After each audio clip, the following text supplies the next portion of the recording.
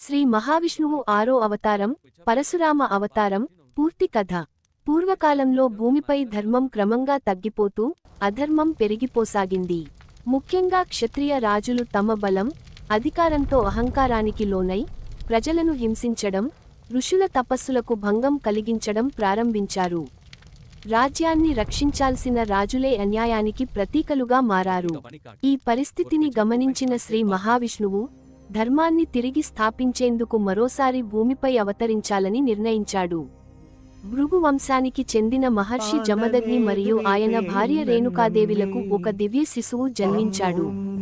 ఆ బాలుడే పరశురాముడు. బాల్యం నుంచే అతనిలో అపారమైన ధైర్యం, తపస్సు, వినయం కనిపించేవి. బ్రాహ్మణ కుటుంబంలో పుట్టినా క్షత్రియులకు సమానమైన శౌర్యం అతనిలో సహజంగానే ఉండేది. పరశురాముడు శాస్త్ర విద్యలతో పాటు ఆయుధ విద్యలో కూడా ప్రావీణ్యం సాధించాడు. ధర్మమే తన జీవిత లక్ష్యంగా పెరిగాడు. తరువాత అతడు ఘోర తపస్సు చేసి పరమేశ్వరుడైన శివుణ్ణి ప్రసన్నం చేసుకున్నాడు. శివుడు అతని భక్తికి సంతోషించి ఒక దివ్యమైన గొడ్డలిని వరంగా ఇచ్చాడు. ఆ పరశుతో అతడు పరశురాముడిగా ప్రసిద్ధి చెందాడు. ఆ కాలంలో కార్తవీర్యార్జునుడు అనే శక్తివంతమైన రాజు ఉండేవాడు.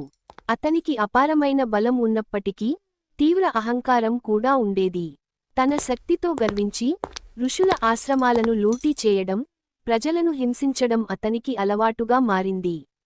ఒకసారి కార్తవీర్యార్జునుడు జమదగ్ని మహర్షి ఆశ్రమానికి వచ్చి అక్కడ ఉన్న కామధేను అనే దివ్యగోవును బలవంతంగా తీసుకెళ్లాడు.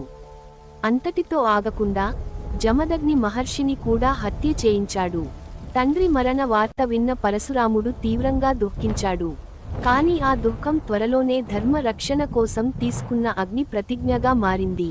అహంకారంతో నిండిన క్షత్రియుల వల్లే ఈ అన్యాయం జరుగుతుందని గ్రహించి భూమిని అధర్మం నుంచి విముక్తం చేయాలని నిర్ణయించాడు.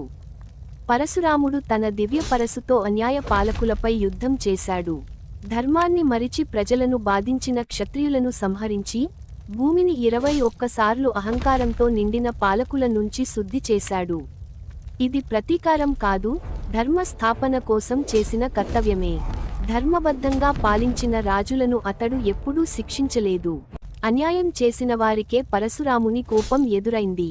అధర్మం నశించిన తరువాత పరశురాముడు భూమిని కశ్యప మహర్షికి దానం చేసి తపస్సు మార్గాన్ని ఎంచుకున్నాడు.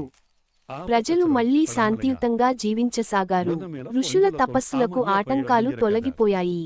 భూమిపై ధర్మం తిరిగి వెలిగింది. పురాణాల ప్రకారం పరశురాముడు చిరంజీవి. త్రేతాయుగంలో శ్రీరాముడు శివధనస్సును విరిచినప్పుడు పరశురాముడు వచ్చి